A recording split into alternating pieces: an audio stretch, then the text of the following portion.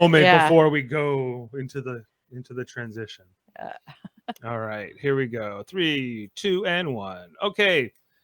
And good evening, everybody. It is Saturday, January 30th, 2020, and it is time for our next installment of Star Trek Radio Theater as we continue our delve into season 2 of our new show. It is, did I say 2020? I meant 2021. I'm sorry, I'm still getting used to it. It's only been a month. It's also Friday. Anyway. I'm really excited to bring this to you tonight. We're doing a whole Mirror Universe theme as we do season 2 of Radio Theater, and we are doing Star Trek Discovery. It is the next chronological step in the Mirror Universe, as we had done Star Trek Enterprise last week. We'll be doing Star Trek the Original Series next week. We also have a new cast member, Adam Woodward, joining us tonight. Who for the first time, although he's been on many of our other recap podcasts, so we're excited to have him along. And you know, we're missing some of our other cast members this week, but we know they'll be back soon. So thanks everyone, and we hope you enjoy the show. All right, let's come off video here.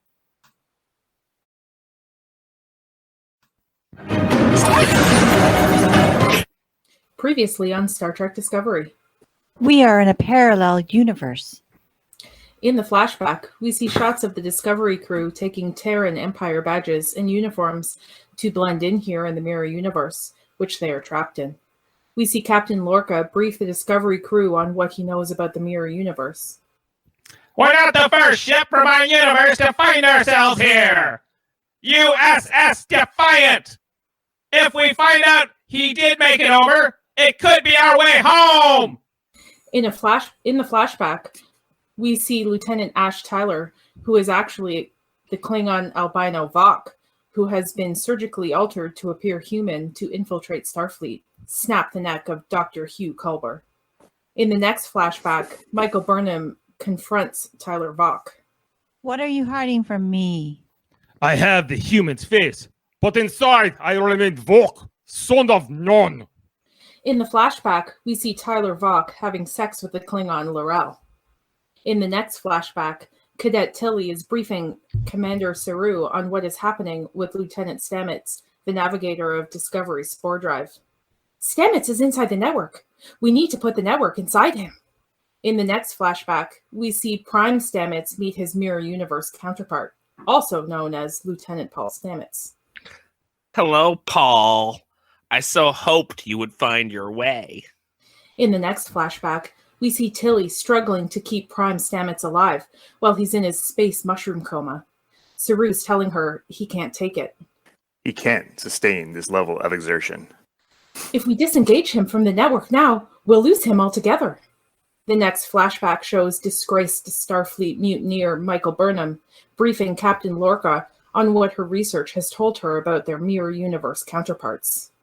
I'm presumed dead, and you're a fugitive wanted for my murder. You attempted a coup against the Emperor. It's believed you escaped. Burnham volunteers to help Captain Lorca infiltrate the Terran Empire flagship, using her counterpart's identity, in order to help the information from the USS Defiant that they need to get back to the universe. In the final flashback, Burnham finds a ship is in orbit, firing on the rebel base that they are trying to help. Burnham then discovers who it is, Emperor Philippa Georgiou, the Mirror Universe counterpart to Michael Burnham's former captain and mentor, whose death was caused by Michael Burnham previously mentioned mutiny. Empire Georgiou speaks over the holo communicator to see who she believes is her version of Michael Burnham. Captain Michael Burnham, don't you bow before your Emperor?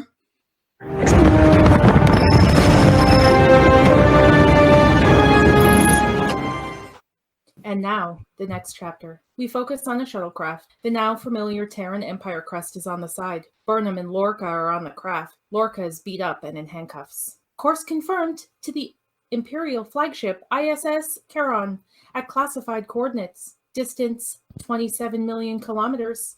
Engaging engines at warp factor 1.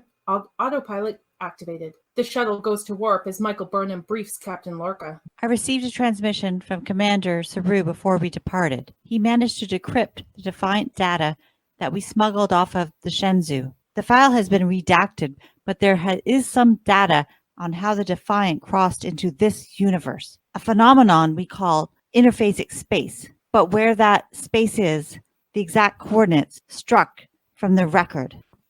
All right, well, we just have to hunt down the original report. If the complete archive's anywhere, it'll be in the Imperial Palace, which is, fortunately, where we've been summoned.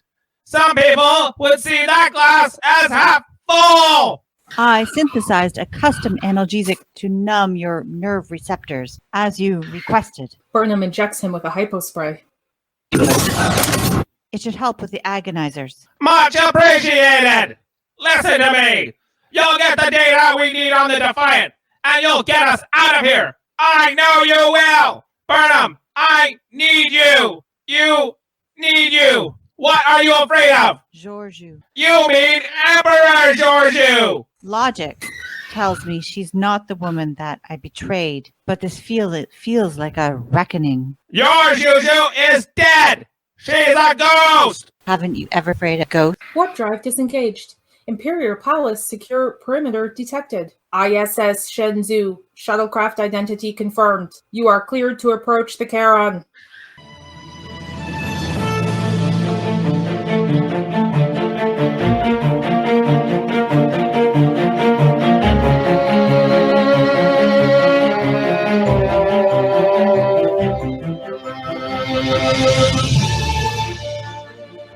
We focus on engineering. Saru and Tilly are overseeing Lieutenant Stamets' recovery. He is in an isolation room with some sort of blue energy cloud surrounding him. You said there'd be an improvement in his condition. Since restarting spore therapy, Lieutenant Stamets' neural activity has increased across all metrics. Glucose and oxygen consumption is up significantly. Beta and infra-low waves are off the curve, and I know it's subjective, but he really does look better. I mean, just look at his skin. It's so dewy. I admire your optimism, but let's call it what it is. A coma. We began this course of treatment to reconnect him with his consciousness. Something is going in on that head of his. We just need to let it happen. It will need to happen far more quickly if we're going to get home. Not much good came of the Defiant data. If the Captain and Burnham cannot unearth the coordinates that tell us that where the Defiant crossed over, our spore drive remains our only way home, and it remains inoperable while Stamets is in that state. Commander Saru, a medical emergency. Report to sickbay immediately. Acknowledged.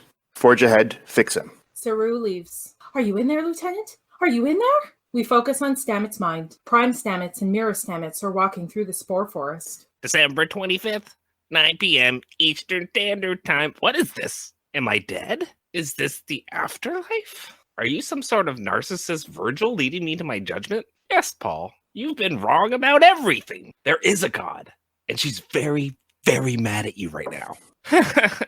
I totally had you there for a second. You can't deny it. Haha. You should have seen your face. I mean, our face. Whew, that was classic. So, there is no God? Well, you're still alive, so technically, who knows? But if I'm not dead, who are you? You, in my universe. Nice to meet you. They shake hands and suddenly appear in a corridor. Hey. Hey, this is my ship. No, you're still in the Mycurial network, but it knows what's familiar to you, and it's trying to make you feel at home. Your comatose physical self is still on board the real Discovery, but your neural energy has taken a little detour. Interesting. How'd you get stuck here? Like you, I am an astromycologist. I was conducting experiments in my lab on the Emperor's Palace ship. There was an accident, and my mind ended up here, too. It seems we share parallel tales. From what I can tell, my physical form is also in a catatonic state on my vessel. I was losing hope until you navigated the Mycurial highway for the first time. I tracked your comings and goings. I've been trying to make contact, but I haven't been able to transmit more than glimpses, images of my universe. That explains what I've been seeing. Visions of a palace. Tilly as a captain. That's crazy. I thought I was going insane, but it was just you reaching out. Where's the exit? Well, that's where you come in. You're the navigator. Navigate us the hell out of here. Let's get to my lab. Maybe it's there. The light flickers. What is that? There's something wrong inside the network. Something's corrupted. You don't want to get swept up in it. I did once and was lost for days. Engineering is that way. Darkness is moving. Oh. Darkness is moving down the corridor toward them. They're just standing there and not moving down a different corridor for some reason. Let's go. The enemy is here. Stamets Sorry. Stamets screams in the real world. It's over there.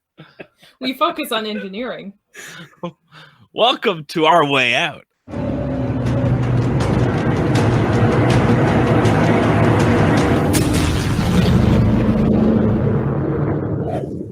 We focus on the ISS Karen throne room. Burnham is walking down the center aisle. Lorca is behind her, still in handcuffs and flanked by 2 guards. Lords of the Empire, privileged guests, all hail Her Most Imperial Majesty, Mother of the Fatherland, Overlord of Vulcan, Dominus of Kronos, Regina Andor. All hail Emperor Philippa, Georgiou, Augustus, Laponius, Centaurus. Oh, hail the Emperor! Emperor, I present you Captain Michael Burnham of the Imperial Starship Shenzhou. Captain Burnham, a face I thought I'd never see again in the flesh. Choose one.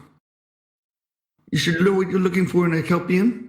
That one. Move! The chosen Kelpian is taken out. You brought us a gift. Captain Gabriel Lorca, delivered to the Emperor's justice, and long overdue. The Emperor walks up to Lorca with an expectant look on her face. You think I'm going to bow, do you? I don't bow! The Emperor takes a baton from a guard and hits Lorca twice, knocking him down. Ah! Your life will be long, Gabriel, and every single moment of it will be spent in our agonizers. A fair price to pay for your vaulting ambition. Take him to Brig C. Only the finest for our new guest. Let's go! Lorca is dragged away. The Emperor signals Burnham forward. You could have died hunting that traitor across the universe. I am so happy you didn't. Yeah, Michael Burnham! Woo! Let her rest a bit and have her at my residence by dinner. Yes, Emperor. There is so much to discuss. Everything will be the way it was, dear daughter. We focus on sickbay. Tyler is strapped to the bed, but is resisting so hard the medical personnel have to hold him down.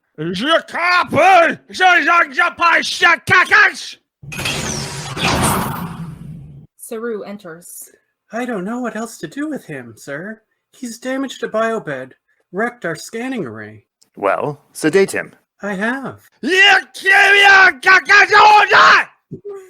Saru looks to Pollard, confused and shocked. Yes, that's Klingon. Burnham said he claimed to be Klingon. How could that be possible? His genome matches the one we have for Lieutenant Ash Tyler in our Starfleet database. His brainwave patterns, however, are highly irregular. Unless someone can tell me how they put a Klingon inside a Starfleet officer's body, I don't know how we can treat him. Suddenly, Tyler calms down and begins speaking English. Commander, Burnham, is she all right? She's fine. Good. Saru, help me, please. Ah! Dose him again. Now, please.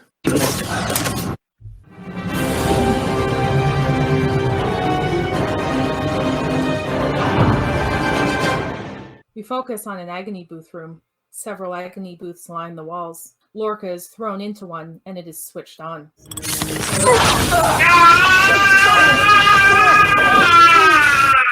We focus on the ISS Karen Emperor's suite. Georgiou and Burnham are sitting at a table eating. The food is delicious, as always.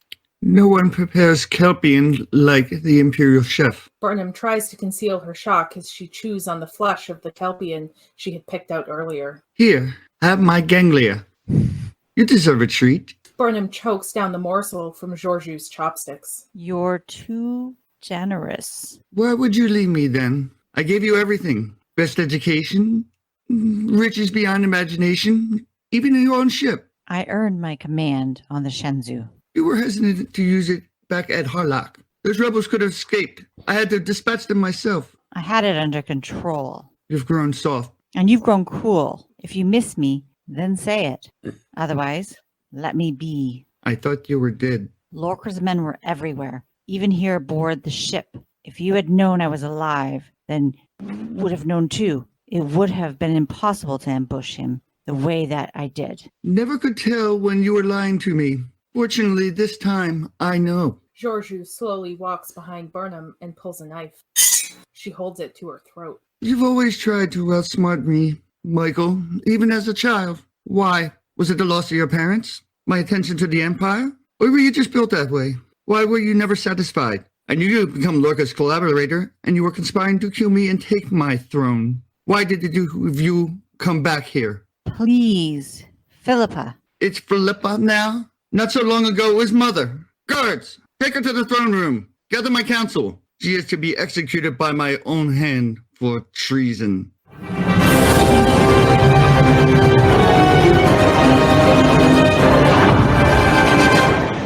We focus on Stamets' mind, engineering. To map an exit from the network, it's helpful to know exactly where Discovery entered as a way to get our bearings. And once I know that, we can hunt for the best path out. Huh? What?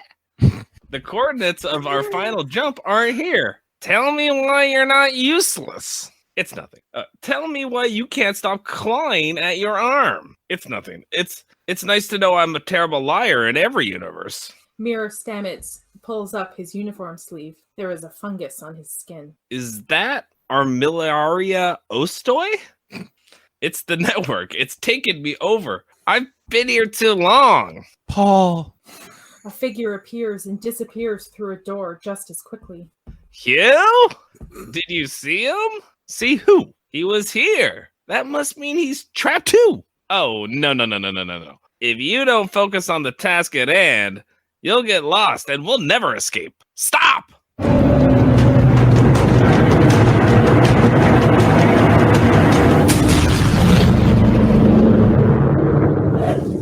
We focus on the ISS Karen throne room. Georgiou is standing in front of her throne holding a sword, her council lined up on either side of her. Captain Michael Burnham, we have sentenced you to death for crimes committed against the Terran throne. Do you have any last words before we collect our retribution? At least you are showing some steel. I do love you, Michael. I would never grant anyone else in the Empire the mercy of a quick death. You don't love me. You don't love me because you don't know me. Before today, you and I have never met. I am Michael Burnham, but not your Michael Burnham. I'm from another universe. I have proof. It's in my pocket. Lord Eling, retrieve this proof. Yes, Emperor. It is the late Captain Georgiou's insignia. That piece of metal contains the quantum variance from my world. It's subtle, but it's there. There's absolutely no way to fake it. It belonged to my captain. It belonged to you. Our bond, it seems, is strong enough to cross universes. What a quaint concept. Parallel universes. The Emperor sends a circular weapon flying around the council, killing them all except Eling. Lord Eling, can you keep a secret? Yes, Emperor. Good. Clean this up. Never speak a word of it to anyone, and I will make you governor of Andor. Yes, Emperor. This is from the United Federation of Planets. And apparently, so are you.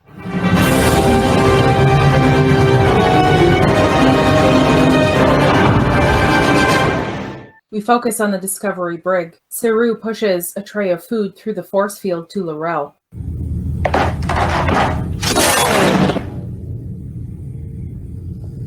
You must want something. Lieutenant Tyler is in distress. He thinks he's a Klingon. Then he has awoken. I do not know what your people had planned for him, but this cannot have been it. You must be able to help him. There is nothing to help. Beneath that man's inferior carriage is a devoted warrior who has sacrificed everything and Takuvma's chosen successor. He will light the way for his race. He will win this war. I guess you didn't hear the news. Discovery was thrown into a parallel universe. Here, the war is over, and you lost. Lies. I wish they were. But the war, and all your devious designs mean nothing now. All that remains is the suffering of an individual I suspect you care for. I do not know where your Voq ends and our Tyler begins, but they are both in jeopardy. The question is, Will you ease their pain? The one you call Tyler was captured in the Battle of the Binary Stars. We harvested his DNA, reconstructed his consciousness, and rebuilt his memory. We modified Voq into a shell that appears human. We grafted his psyche into Tyler's. And in so doing, Voq has given his body and soul for our ideology. If he suffers for that choice, so be it. He accepted that suffering in order to best the enemy. That is what it means to be a soldier. That is war.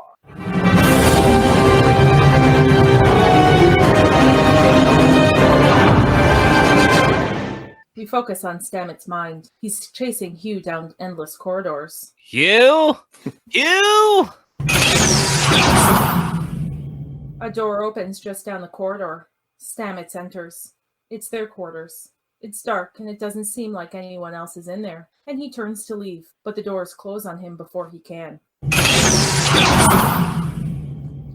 Stamets turns around again, and Hugh is at the sink, trimming his beard. Hi. I wasn't sure if you'd come home. All the other times I try to lure you from work with dinner, wine. Are you caught in the network too? No, I'm gone. Gone? You don't know, do you? Paul, I'm so sorry, but I died.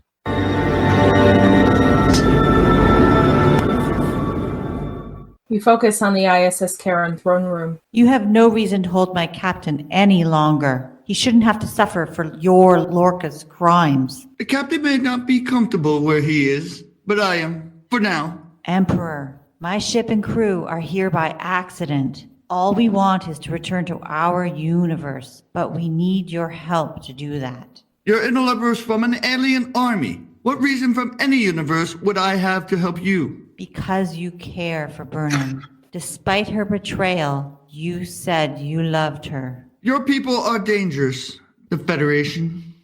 I know it well from the Defiance files. There's a reason why they're classified. Equality, freedom, cooperation. Cornerstones for successful cultures. Delusions that Terrans shed millennia ago. Destructive ideals that fuel rebellions, and I will not let you infect us again. We just need access to the redacted information about the Defiant. We believe that it'll help us get us back. Share it, and you will have my word you'll never hear from us again. Those documents will not help you. The Defiant crossed here through interfacic space, which not only resulted in a temporal anomaly, but also had devastating cognitive effects on every crew member. They went insane. They tore each other apart.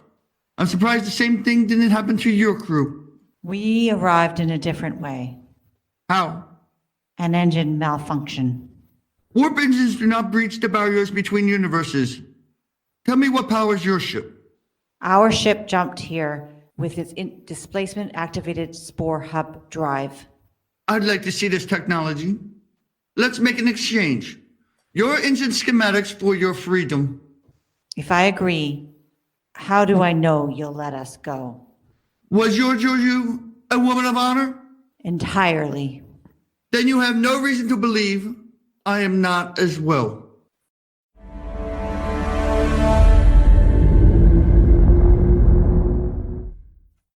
We focus on the Discovery brig. Laurel is still in custody. Saru enters.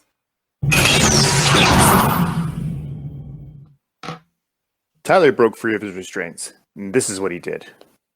Saru holds up a pad for Laurel to see.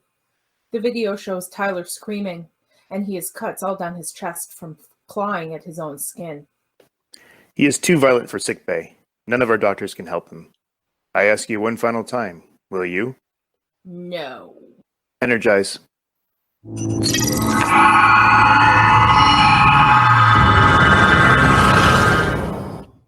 Voq Tyler is beamed into Laurel's cell. She catches him as he collapses. You have sealed this being's hellish fate. Human versus Klingon in one body. That is war. And with that, Saru begins to walk away. It can be undone, but only my hands can tend to him.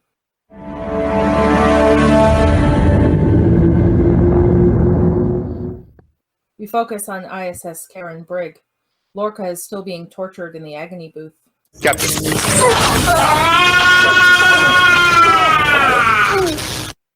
Captain. I'll take it from here.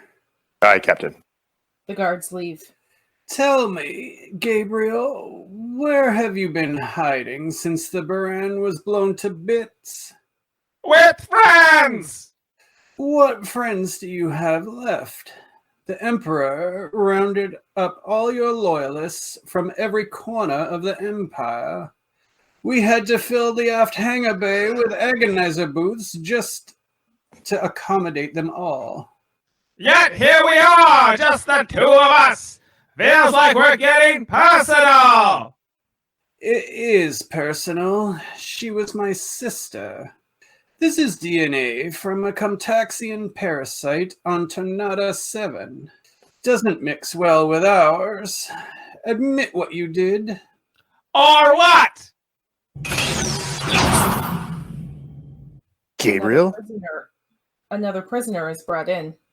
Gabriel, you're alive. I thought they were lying. Chin up, soldier! They kept asking us all if you were really dead, and I said no. I said no because I wanted to believe.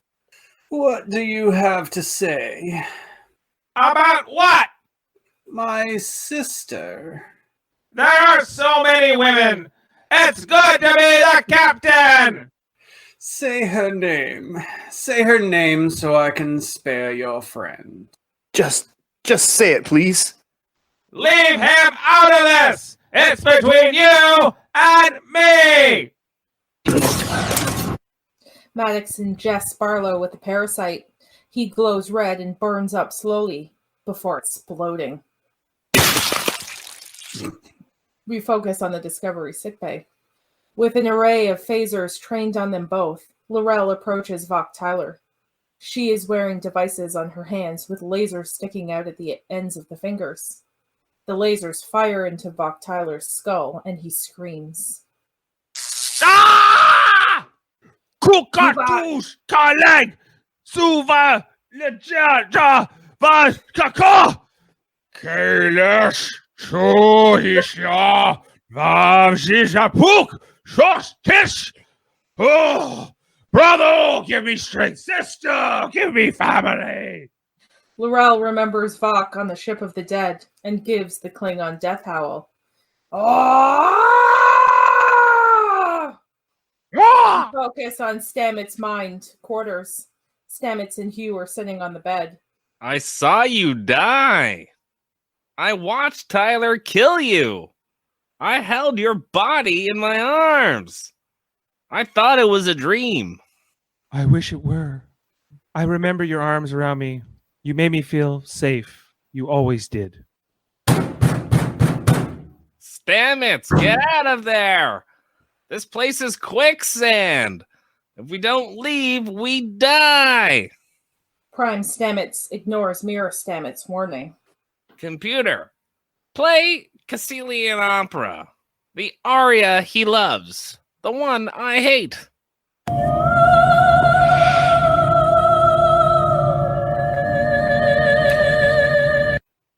This won't change anything. I don't want it to change. I want it to be the way it was. Please, let it be the way it was. Suddenly, they're in the bathroom, brushing their teeth. This is perfect.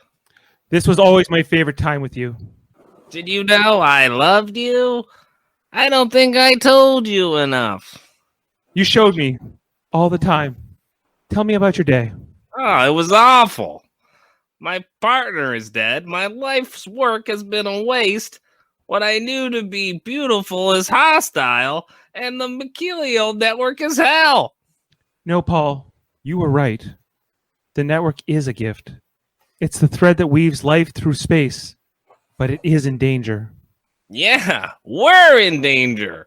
It's eating me alive. Well, the other me. Well, the other you deserves it. In his universe, that Stamets exploited the network for his own game. He's the one who corrupted it. I needed you to follow me to warn you. The damage is spreading. Eventually, everything everywhere will be exterminated. You have to save us by saving the network. How? I can't even find my way out. You're in a coma on the Discovery, and the simplest way back is just to open your eyes. I don't want to say goodbye. It's never goodbye. Isn't that what you've been trying to teach us all? Nothing in here is ever truly gone. I believe in you, Paul. I love you. Follow the music, Paul. Look for the clearing in the forest. Open your eyes.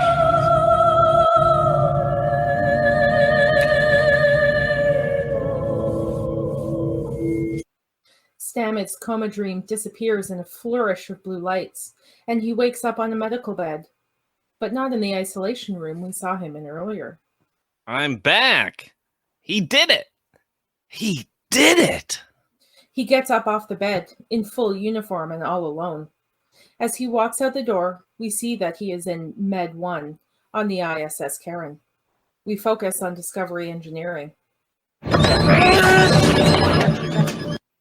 Oh my! Lieutenant, you're back! He's back! And he's leaving! Lieutenant, I don't think this is a good idea. Do you know how long you've been out? Some things have happened.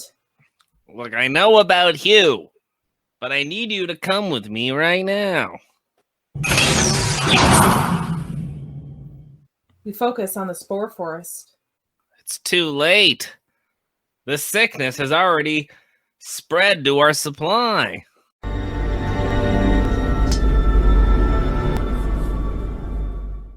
We focus on the ISS Karen throne room. Please do not take offense, Burnham, but I would feel better if Captain Lorca was the one making this request for a rendezvous. Trust me, so would I. But he's locked up. His safety depends on our arrival. Acknowledged. I'm sending you the coordinates to the Emperor's ship now. We'll send you soon. The Federation through and through. They would never abandon you and your captain. Rules to live by, rules to die by. We focus on the ISS Karen brig. Maddox is still torturing Lorca.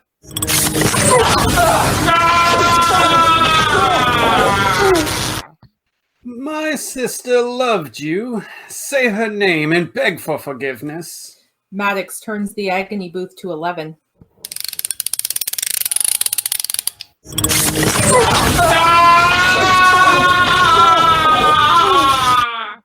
We focus on the ISS Karen throne room. I need to see my captain. He won't survive your agonizers much longer. He's suffering. Let him. If your bond to me crosses universes, then so does his treachery. The Lorca I knew was my right hand. I trusted him with the Empire's most sensitive missions. I trusted him with you. I don't understand. When I adopted you, you gained a mother. But despite my constant guidance and affection, something was still missing. In Lorca, you saw a father. Until you grew up and it became more.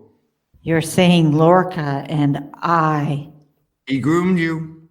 He chose you. I did choose you, but not for the reasons you think! He told you that destiny brought you together?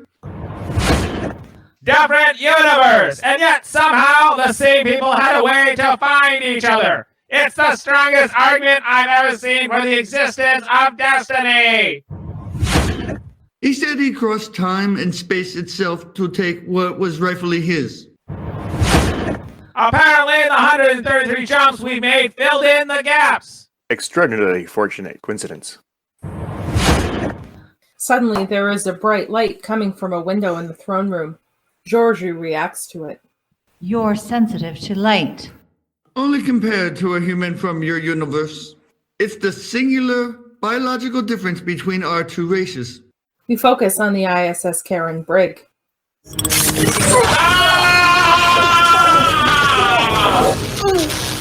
Don't die on me, you depraved bastard. Maddox opens the agony booth.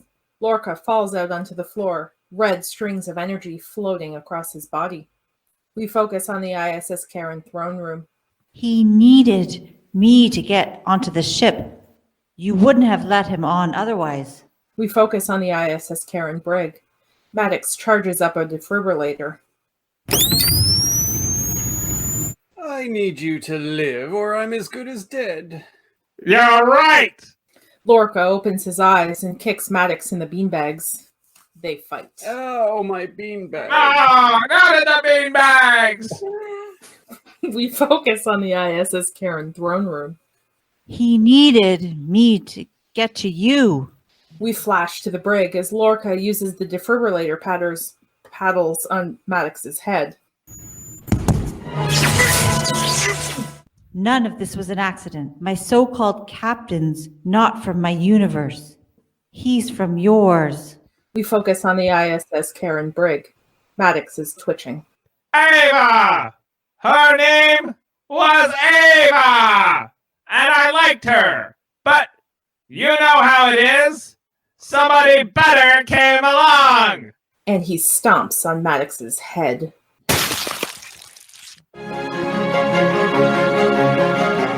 Okay, and I think that actually does conclude finally the making of Star Trek Radio Theater's Vaulting Ambition, based on Discovery's first season episode. Okay, just gotta go to. Sure, you don't want to do it one more time. All right. Well, we might. I don't know. I feel rehearsed. I can tell you that much. Yeah, absolutely. So, hey, I'm Dave Mater, and I was playing a bunch of characters, and so was my wife Jane Mater. Oh no, you were just one character, but you did it very well. Burnham. Yes, that's fine. Okay. Hello, and great job. That was a lot of fun. Yes. So, hey, Jane, how was that? It was good. It was good. It was second time around. It was even better. 2 times around. And let's bring in our script editors, Kevin and Ashley Millard, who were playing a bunch of characters as well, including Kevin, you were Maddox and some other ones as well. Eling. And Ashley, you were Laurel. And I stole your line twice. That we should have. But I had it highlighted in my script, so I just read it because it was highlighted, and I just didn't pick up on that. But yes, Okay, you saved me from speaking Klingon. I saved you. I was. It was really a move of altruism, actually. Oh, so let's bring in our Emperor Tom Mott Tyrell, who was Emperor Georgiou. Very very menacing. Also, we had our Stamets and our mirror Stamets in Jeff Mater. Hey, Jeff. And we also had Adam Woodward in the role of Commander Saru, and you were the guard, and I'm trying to remember as well. Barlow. Barlow. You were Barlow. Poor Barlow. You know, he said, just say it. Say it. I wouldn't say it. Get in the beanbags. He's Don't kick me in the beanbags. So, yeah. So anyway, it's just I'm gonna have to probably take this broadcast down and then repost up a video that's edited all together. But that will be tomorrow. I'll get that all together. But that was a lot of fun. I enjoyed doing Discovery, and I was doing, if you can't tell, I was doing like a Skeletor voice or I was trying to, at least for Lorca. Yeah, this one felt really balanced. Like, it was fun. Like, Yeah. I don't know why. Yeah. Yeah, because I know like not all of us are Discovery fans. Ashley, you're not as familiar with the show, and I know Mott, you're not. This Did was you guys the first episode I watched all the way through to edit Yeah. the script. Yeah, and you enjoyed it? I did enjoy it. I might actually watch Discovery now. There you go. Mm. Hey, I think started season 3. we have a podcast on that. Oh, Adam, how was it for you playing its first time with us? That was a lot of fun. I enjoyed. Thank you for inviting me. Good job. Yeah, Thank you. and I apologize good. that the first time you did it was so technically Technical challenging with glitches? the having to come down and come back up, but It was good. That's how it goes sometimes. But we'll get it all edited together. There was that one time we tried to do it with Nightingale, and it was that she couldn't hear the rest of the cast, so that was that. Like, the fact that we got through it was She was just guessing when to under- talk. Yeah. Yeah, she was had to guess when to talk and whatever, and she did very well with it. So, so maybe that was the most challenging thing we've had since then. Yeah, but I'm still amazed on how many we've done. How many have pretty much been flawless, considering we're doing it live and A lot can go wrong. Of course, we mess words up, but like that we were all Philippa. drop and yeah. Yeah, I did. Did anybody mess up a line twice, even on the second time? Yep, around? I did. You're like, oh, I messed that word up. Well, I'll make sure to get it right this time. I didn't get a chance to correct got one them right that on I did. I was like, oh, I wish we went back further. Let's just do the whole thing again. I just got rehearsed by the end of it. I got my own name wrong, like so. Philippa and Philippa. Yeah, I like how Jeff was like, he's like the mycurial. I was like mycelial. You're that's your whole job to know how to say that word. We got it closer the second time. It was good. You got me with that though. When on the first ones I did, like it was the guy's whole thing. He didn't know the word. Well, I didn't know the word. When Kevin did your introduction, he pronounced one word as Ionius as Lapanius because he thought it was an L or something. Or Yeah, it was an I. It was a capital I. It's fine. It was Whatever. an It never comes up Iponius. He said again. Yeah, Iponius. it Whatever. doesn't matter. It never Hey, comes Dave. up again. You know how you don't like Stamets. I've learned that about you. And Uh-huh. Jeff made me not like him today. That was like too long. That scene. No offense, Jeff. But Jeff Stamets. I think that was good. I liked it. Was it He because laughed. Norm Macdonald talking to Norm Macdonald with what? It wasn't. You Like, called what is this? me. What is Hugh Culber seeing this guy? I don't know. I thought I learned though. Call me. I thought I understood that Stamets was talking to Stamets. As, Yeah, I did too. Yesterday. you needed to laugh at yourself more as Stamets. If you were doing it as Norm Macdonald always laughs at himself. That's true. He always breaks. Yeah. It was good. Like I thought everyone did really well with the reads. Michael Burnham having to eat the ganglia and all the stuff and all that those scenes.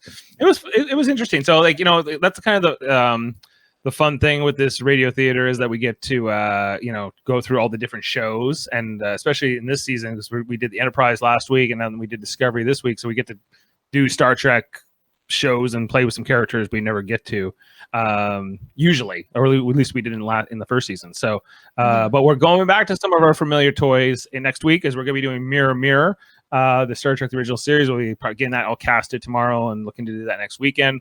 The original introduction of the Mirror universe, the Kirk Spock crossover, Kirk and Mirror Spock, I guess it is, and all that. So that's gonna be a lot of fun to pull together. And we're hoping some of our other cast will be back with that, and we'll be getting that together as well. So thanks so much, everybody. Great job. Keep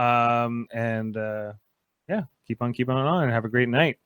All right, and check out our other shows. We're gonna be back tomorrow with Trivial Debates. We got Eamon Mater hosting, and we got Chris Seymour, Ashley Millard, and Jody Simpson competing. Check that out tomorrow. We got some great questions, and that will be on at 11 a.m. tomorrow morning. So make sure to check out that. And all of Chris our Seymour is the reigning champion right now. Chris Seymour is the Yes. reigning champion. Yeah. But if Jody has anything to say about the Ashley, for that matter too. It might be a short-lived reign. So we'll see how this goes. Imagine Chris wins again. I don't know. He might. Could be something. And then Seymour check out our other goes on a winning podcast. streak. Chris Seymour goes just on a tear and becomes like the most dominant. Like, and it all started when Jody gave him the win, and then we can all trace it back to that moment. I'm defending my 100% tomorrow. I'm a little nervous. I'm two. Yeah, you're batting 100. 2 wins. Yeah. Two appearances, 2 wins. Yeah. Well, and Eamon, I'll be running the soundboard behind the scenes. And who knows? Who knows? Anyway, thanks so much. Check out our Tuesday night D Space 9 podcast, Wednesday night original series, and we have a whole back catalog of other podcasts, including Star Trek Discovery, Star Trek Lower Decks, and Star Trek Picard. All right, everyone, thanks, and live long in podcast, and we'll see you.